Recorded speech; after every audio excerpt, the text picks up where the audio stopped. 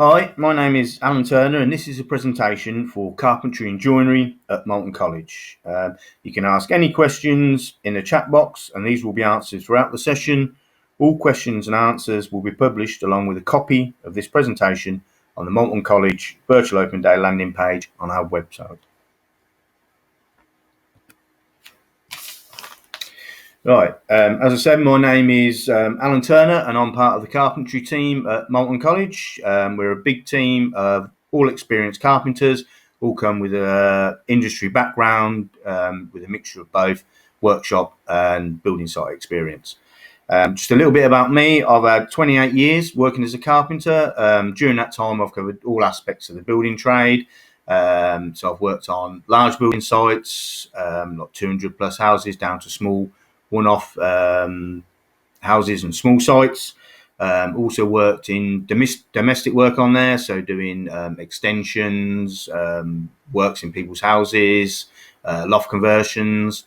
Also within commercial work, working on industrial units, refitting shops, refitting pubs, those types of work. I've also worked for an insurance company doing repairs in people's houses after leaks, subsidence, and that type of work. Also including some maintenance tasks alongside with those. So all in all, I've covered all aspects that we're going to come across in a carpentry trade. Also, I'm not very long out of industry, so up to date with all the modern practices and materials that we're going to come across, or you're going to come across in your career as a carpenter. So working with cranes, different engineered products, and all the different machinery and tools that we use on a modern building site. So why would you choose a career in carpentry and joinery? Now, there's skilled people are always in high demand, for whether that be out on building sites or for people to come in to work into your house and install kitchens, put new doors on for people, skirtings and architraves. There's a part of this job is there's so many different opportunities of employment for yourself. So whether that's as a employed carpenter, as a subcontractor working on small or large building sites, or even the potential to work for yourself, either working in people's houses or even employing others to work for you on there. Alongside that becomes obviously the great earnings potential. It's a £1 billion industry with fantastic earning potential that's out there. Obviously, nobody's going to give you this money, but that potential is there if you've got the right attitude and the right training, where you can really sort of set yourself up. Also, during the carpentry and joinery career, there's fantastic progression opportunities. Now, whether that's progression during college through the different levels and onto a construction management course, or progression as you progress through your career up into a supervisory or management type role as you further your career goes on. Also, I used to find with it is the big massive sense of achievement you get from a job well done, because it's such a practical and physical thing that we work with. You get that real sense of pride and achievement of what you've created during that day's work, with a real visual sort of impact of it, what you've actually done. Now, the career opportunities that come from carpentry and joinery, which would be another massive reason for choosing that bit, is they're so varied and so interlinked with all different other trades that come across. Obviously, the main ones of those would be as a carpenter. Now, that can either be on site or working in people's homes. That can lead into parts of kitchen fitting or shop fitting. So you're working either with national chains, fitting kitchens on new building sites, or again in people's homes, working for yourself, fitting kitchens, or shop fitting, working again for national chains, fitting out pubs, restaurants, retail units. Also, some people move across into the bench joinery work. So that'd be if you're working in a workshop, and then you'll be creating the products that get installed. So you'll be creating staircases, creating roof components, doors, windows, kitchens, that sort of thing. We also have some people who really enjoy the intricate and the delicate sort of work that comes with real fine finishing, so they can move across into cabinet or furniture making. Some people who really enjoy the traditional methods and traditional materials, so they seem to find themselves moving on to more like the heritage work, which would involve working in stately homes, National Trust properties, churches, English waterways, many different sort of restoration work that we can work from there. We can also move into some really specialist type of carpentry work. Now, that's working on a lot of big engineering projects like HS2, London Underground projects, working on big road and rail developments, formwork for bridges, tunnels, all sorts of stuff. That's really, really specialist and sort of high-end stuff on there. Also, as I find with as a carpenter, the way we have to liaise with all the different trades, it really leads in to progression up into supervisory sort of management type roles, whether that be just as a ganger man, a foreman, an assistant, site agent, a site agent, or into construction management roles. There really is no sort of barrier to how far you could go up with that and moving through. So why Moulton? Why would you choose Moulton College to come and study carpentry and joinery? Now, for me, it'd be our workshops, which really are sort of cutting edge and state of the art stuff that we've got in there. Very large, very, very, very well equipped workshops, fully kitted out with all the tools and the resources that we're going to require to build up your career and your training as a carpenter. We've also got a timber mill linked to site, so both our workshops, both at Higham and at Moulton, will be fully equipped, with all the resources and everything we need throughout the year. All staff and the college also have excellent links with local and national employers, which can help with arranging our work experience and potential employment opportunities in the future. Again, all our lecturers come from an industry background, so very, very highly skilled with different techniques and stuff that you're going to need to know, and really important stuff that you're going to go out there when you go out into industry and onto site. Also, throughout the time where you're at us or with us, we'll be encouraging you to progress on to your full potential, whether that be staying on with us to move up a level, or moving on to construction management, or potentially into an apprenticeship or employment. Whatever's the best route for you to get you out and into the world of work is what we're here for and what we aspire to.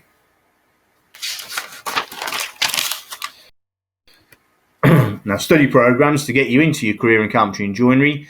Now, what we'd ideally be looking to start on is a level 1 diploma in carpentry and joinery. From there, we progress on to a level 2 diploma, and that would be in site carpentry. Then from there, we can either progress into employment or on to level 3, which is a bit more of a technical bit, into site carpentry. Now, to get onto the level 1, ideally we're looking at grade 3s in maths and English, so you can set yourself up ready to move through the course. Now, if you don't quite achieve those or don't quite make the grades that you was hoping for, there is other ways that we can enter into it. We can do a foundation course, so it'd be a level 1 diploma in construction trade occupations, which would leave you to follow through after completion of that onto entry level, onto a level 1 diploma in carpentry and joinery, and start our journey that way. So through just to what you'll learn in the different courses. So on our level 1 course, we'll be looking at, really it's like an insight into the different construction principles. So we'll cover all the aspects of a building site, different terminology, different drawings, different scales, reasons why we use these, different bit about the different roles that people actually undertake on a building site, and where we fit in amongst those. Also, we'll be looking at a little touch on sustainability, which is becoming really, really important in the building industry, and moving across from there. Also, during the first year, we'll be looking at health and safety. Obviously, within the workshop, that's predominantly down to what PPE we should be wearing, making sure we abide all the health and safety rules around tools. And also in the classroom, on that part of it, we'll be looking at all the different rules and regulations that you can expect to find on a building site, and then expectations of you and also of your employers of what you can expect when you go onto a building site.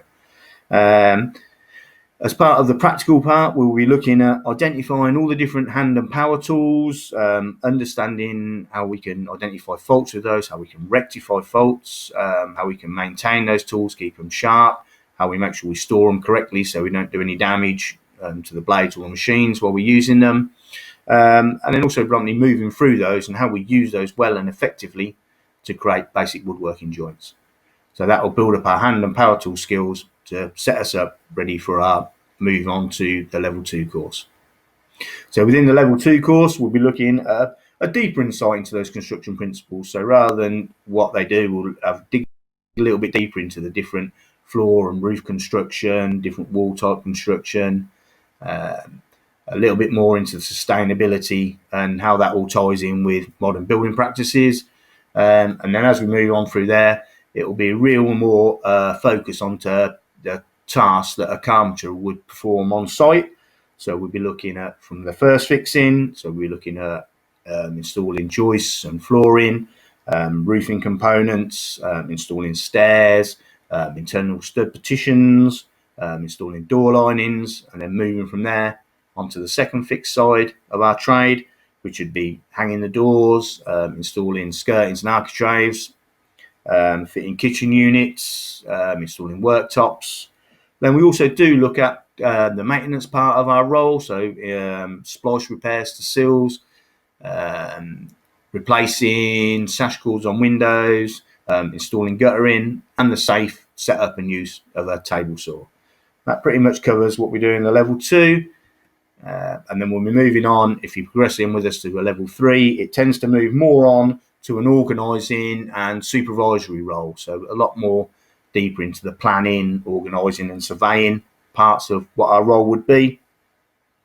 On the practical side of it, we move very much more into a lot more complex carpentry. So on the structural side of it, we'll be looking at installing hip roofs with dormers, valleys, and the parts that come in with those, installing stairs with turns in them. And also on the second fix side of it, we'll be looking at installing, say, complex doors. So using a set of double doors, for instance, with rebated conversion kits on them, and also installing raked and curved mouldings.